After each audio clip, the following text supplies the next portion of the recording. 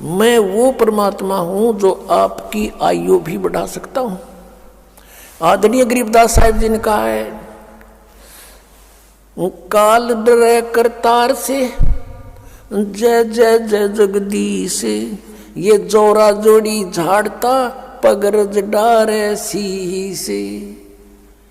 आदरणीय गरीबदास साहिब जी अपने कबीर परमेश्वर की समर्थता बताते हुए कह रहे हैं कि यू काल डरे करतार से, कबीर परमात्मा से, 21 ब्रह्मांड का स्वामी, और कहता जय जय जय जगदीश।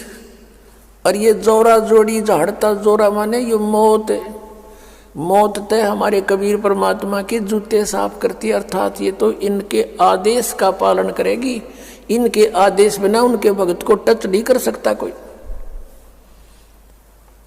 और जोरा जोड़ी झाड़ता वो पगरज डारे सी से, उसके परमात्मा के जूते झाड़ कर उसको कहते हैं माथे का लगाती है मौत। यानी परमात्मा कहते हैं मेरे आदेश बिना ये काल और ये मौत आपके निकट नहीं आ सकती है।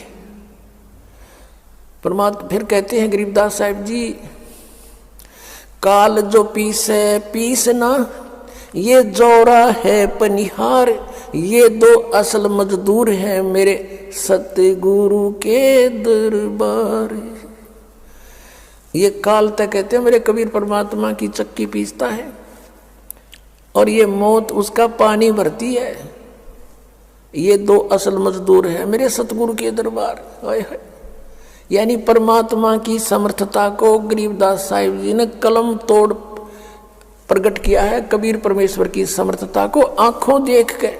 तो यदि इस ज्ञान को सुनकर किसी के ये भी समस्या उत्पन्न होती है कि भी वहां हमने 20 वर्ष साधना कर ली, हमने वहां 30 वर्ष साधना कर ली, उस साधना का क्या बनेगा? तुम तो आगरा पहुंच गए, आना था बरुआड़, पहुंच गए उस भूत दो रहे, अब वापस आना पड़ेगा अपने, और यहां से मोक्ष होगा।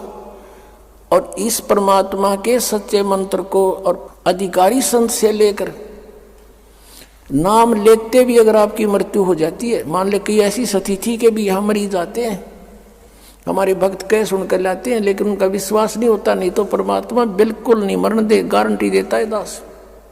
लेकिन जितना विश्वास चाहिए, जिस आधार से परमात्मा हमें कुछ राहत दे, वो बहुत दिनों में बनता है, क्योंकि हम दूध के जले हुए हैं। हम उन नकली संतों के पास लुट पिट चुके हैं, और स्थान असली पर आने पर विश्वास नहीं होता।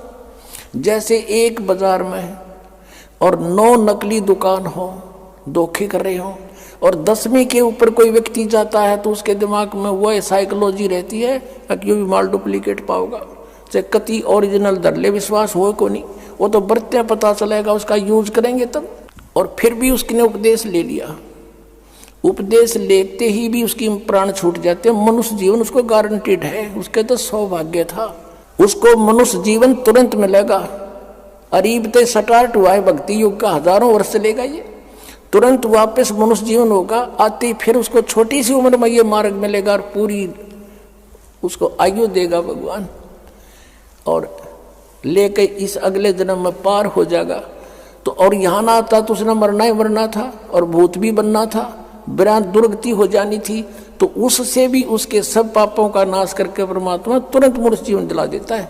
इतने दयालु ही है भगवान, क्योंकि हम इनके बच्चे हैं, और इसने हमें यहाँ से निकालना उद्देश्य है परमात्मा का। और ये फिर ये नहीं देखता, क्योंकि इसके हाथ में कलम, इसने कोई न्यू कहने वाला नहीं, आपने क्यों ऐसे कर दिया, ये समर्थ है। धर्मदास जी ने परमेश्वर की सामर्थ्य में कहा था, निर्विकार निर्भय तू ही और सकल भयमान, ये जी साधो और सकल भयमान, सब पर तेरी साहेबी, सब पर तेरी साहेबी, तुझ पर साहेब ना, निर्विकार निर्भय तू ही। क्या कहा था कि निर्विकार निर्भय तू ही और सकल भयमान, और सब पर तेरी साहेबी, तुझ पर साहेब ना।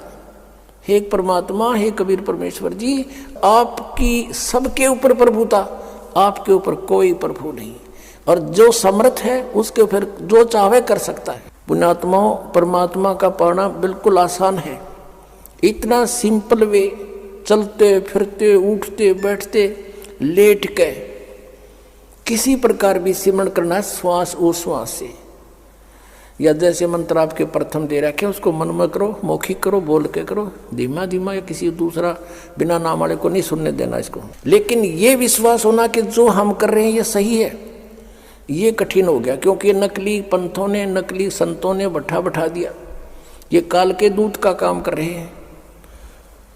और इसलिए दास को इतना प्रयत्न करना पड़ रहा है सच्चाई को ऊपर लाने के लिए।